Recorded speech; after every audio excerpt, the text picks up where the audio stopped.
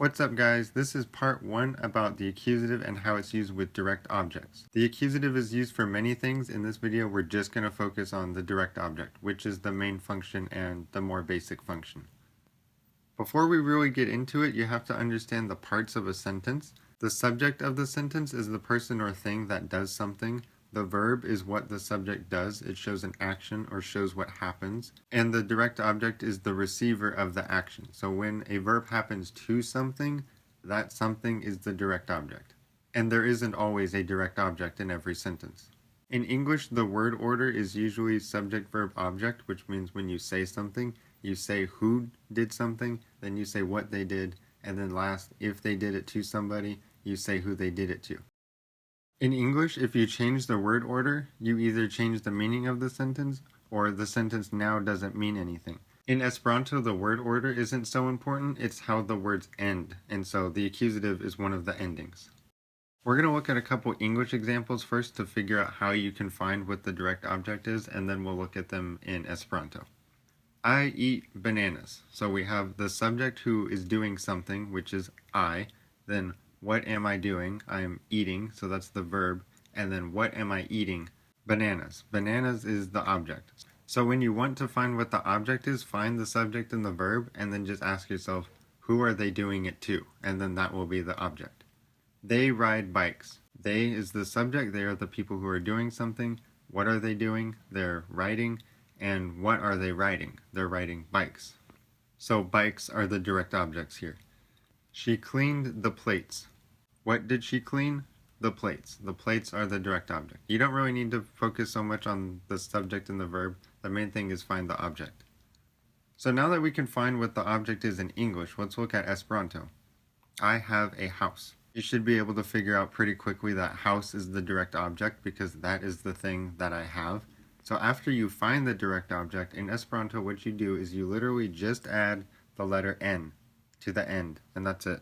So in Esperanto the word for house is domo, and so because it is the object of the sentence, you have to have the N, so it becomes domon. Mi havas domon. It has to have the N. If you say mi havas domo, it's grammatically incorrect. Something really important to point out here is don't think of domo and domon as different words. They're both exactly the same. The only thing that's different is how you use it in a sentence. It's the exact same difference between the pronouns and how we use them in English. If I say I see him versus he sees me, they're the same thing. We're still talking about a he and a me, but you have to change the pronoun depending on whether it's the subject or the object. So this is not anything new to you. You just don't do it with everything in English. You really only do it with pronouns. They see a bird. The word for bird is birdo. Because bird in this sentence is the object, it has to be birdon. Ili vidas birdon.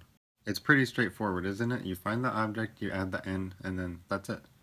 We're going to look at some more examples, and as we go through these, I'm going to show the English part first, and all I want you to do is just find the object. It doesn't really matter if you know what the Esperanto word is. It doesn't matter if you can translate the sentences or not.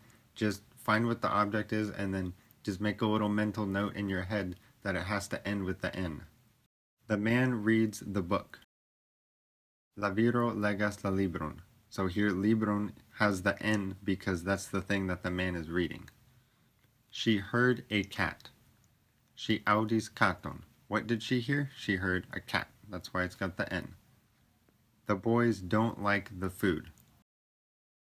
La knaboj ne ŝatas la manĝaĵon.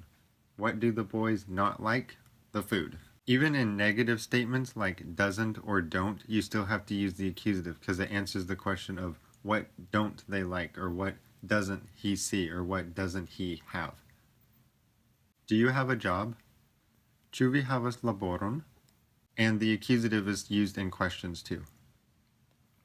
Couple more quick examples and then we'll be done. He bought a computer and a dog. What did he buy? A computer and a dog. Li aĉetis komputilon kaj hundon. Both computer and dog have to have the N because he bought both of them. He bought two different things. One verb can have more than one direct object. She likes Esperanto, but she doesn't speak it. This is a longer sentence, but if you break it in half, it's pretty easy. She likes Esperanto. What does she like? Esperanto. She ŝatas Esperanton, but she doesn't speak it. But she doesn't speak what? It. It is the direct object. Sed ŝi ne parolas ĝin. In one sentence, you can have multiple verbs, and each verb can have their own direct object. If you break the sentence down like we just did, you can usually easily find out what is the object of which verb. Congratulations, you are well on your way to understanding one of the most difficult parts of Esperanto. This is just the first video about the accusative. There's lots of other things to talk about, so I hope you'll watch my other videos. Don't forget to like and subscribe, and I'll see you guys in the next one.